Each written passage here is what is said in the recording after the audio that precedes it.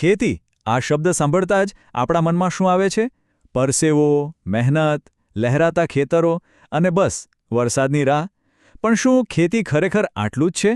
ચાલો ને આજે ખેતીને એક એવા એંગલથી જોઈએ જે કદાચ આપણી આખી વિચારસરણી જ બદલી નાખશે.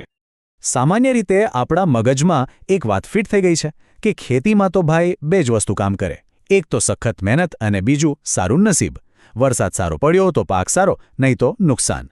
પણ શું આજના આધુનિક જમાનામાં પણ આ વાત એટલી જ સાચી છે કે પછી હવે આ જૂની માન્યતાને બદલવાનો સમય આવી ગયો છે? તો ચાલો ખેતીને એકદમ નવા જ દૃષ્ટિકોણથી સમજવાનો પ્રયત્ન કરીએ. એક એવો દૃષ્ટિકોણ જ્યાં ખેતી માત્ર પરસેવો પાડવાનું કામ નથી, પણ મગજ વાપરવાનું કામ પણ એટલું જ છે. જ્યાં ખેતરમાં લેવાતા દરેક નિર્ણય પાછળ એક ચોક્કસ ગણતરી અને પાક્કું વૈજ્ઞાનિક કારણ હોય છે. જુઓ, આ તફાવત જ બધું કહી દે છે. એક બાજુ છે આપણી પરંપરાગત ખેતી, જે મોટે ભાગે મહેનત અને નસીબના ભરોસે ચાલતી, અને બીજી બાજુ છે આજની આધુનિક ખેતી, જે એક પાક્કો બિઝનેસ છે, જેનો પાયો છે ગણતરી અને વિજ્ઞાન. આ ખાલી વિચારસરણીનો ફેર નથી, આ પરિણામનો ફેર છે.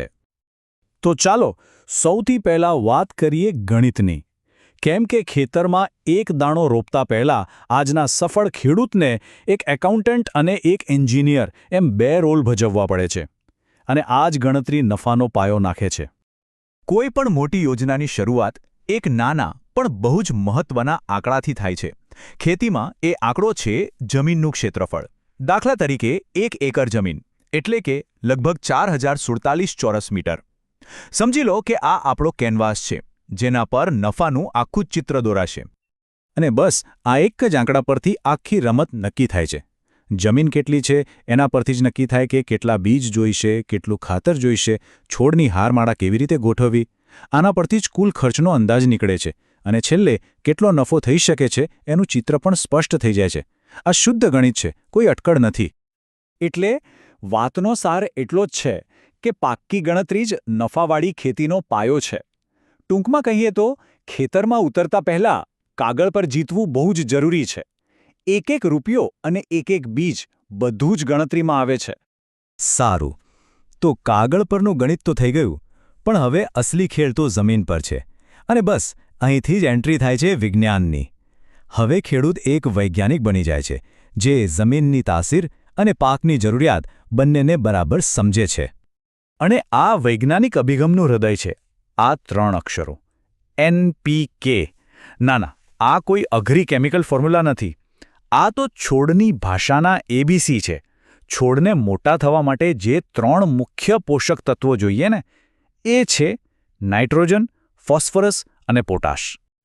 આને છે ને છોડ માટેનું બેલેન્સ ડાયટ કહી શકાય. જેમ કે નાઇટ્રોજન એટલે કે N એ પાંદડાનો વિકાસ કરે છે. ફોસ્ફરસ એટલે P એ મૂળને મજબૂત બનાવે છે અને સારા ફૂલ ફળો લાવે છે. અને પોટાશ એટલે કે K એ વિટામિન જેવું કામ કરે છે, છોડને રોગો સામે લડવાની તાકાત આપે છે. આ ત્રણેયનું સાચું બેલેન્સ જ સારા પાકની ગેરંટી છે. અને આ વૈજ્ઞાનિક જ્ઞાનનો એકદમ શ્રેષ્ઠ ઉપયોગ એટલે પાક ફેરબદલી. આ બિલકુલ આપણા જેવું જ છે. રોજ એકનું એક જ જમવાનું ખાઈને કેવું થાય, એમ જ એકનો એક પાક વારંવાર લેવાથી જમીનમાં કોઈ એક પોષક તત્વની ઉણપ થઈ જાય છે. પાક બદલતા રહેવાથી જમીનને અલગ અલગ પોષક તત્વો પાછા મળે છે અને તેની ફળદ્રુપતા લાંબા સમય સુધી જળવાઈ રહે છે. તો જુઓ, ગણિતનું પ્લાનિંગ થઈ ગયું, વિજ્ઞાનની મદદથી મહેનત પણ થઈ ગઈ. પણ આ બધાનો ફાયદો શું, આ બધાનું પરિણામ શું આવ્યું? એનો જવાબ મળે છે હિસાબના ચોપડામાં, જ્યાં દરેક પૈસાનો હિસાબ રાખવામાં આવે છે. ચાલો આ ટેબલને સમજીએ. આ છે ને આધુનિક ખેતીનું રિપોર્ટ કાર્ડ છે. એક તરફ છે બધા ખર્ચાઓનો સરવાળો, જેને આપણે કહીએ A, અને બીજી તરફ છે પાક વેચીને થતી કુલ આવક, જેને આપણે કહીએ B. આખી મહેનતનો સાર બસ આ એક જ સમીકરણમાં છે. નફો એટલે B માઇનસ A. આ જ સાદું સમીકરણ ખેતીને જુગારમાંથી એક પાક્કો ધંધો બનાવી દે છે. પણ સ્ટોરી અહીં પૂરી નથી થતી. આ તો ખાલી શરૂઆત છે. સવાલ એ છે કે ગણિત અને વિજ્ઞાન મળીને ભવિષ્યમાં ખેતીને ક્યાં સુધી લઈ જઈ શકે છે? ચાલો એની એક નાનકડી ઝલક જોઈએ. નિષ્ણાતોના મતે ભવિષ્યનો આધાર આ 3 સ્માર્ટ પગલાં પર છે. પહેલું, ચોકસાઈભરી ખેતી, એટલે કે દરેક દાણાને તેની યોગ્ય જગ્યા અને યોગ્ય માવજત મળે. બીજું, પાણીની બચત, કારણ કે પાણી બહુ કિંમતી છે. અને ત્રીજું, અને આ સૌથી અગત્યનું છે, ડેટા રેકોર્ડિંગ. અને પાણીની બચતની વાત કરીએ ને તો જરા આ ચાર્ટ જુઓ. ટપક સિંચાઈ જેવી પદ્ધતિઓથી 40થી 60% જેટલું પાણી બચાવી શકાય છે. 40થી 60%! આ કોઈ નાનો આંકડો નથી. ખરેખર દરેક ટીપું ગણાય છે. અને હવે વાત કરીએ ડેટાની તાકાતની. એવું કહેવાય છે ને કે data is the new oil. અને આ વાત ખેતી માટે પણ 100% સાચી છે. જ્યારે ખેડૂત દર વર્ષે પોતાના દરેક પાકના ખર્ચ અને નફાનો રેકોર્ડ રાખે છે, ત્યારે તેને સ્પષ્ટ દેખાય છે કે કયો પાક તેના માટે સોનાની લગડી સમાન છે. અને આ ડેટા જ આવતા વર્ષની સફળતાનો રોડમેપ બની જાય છે.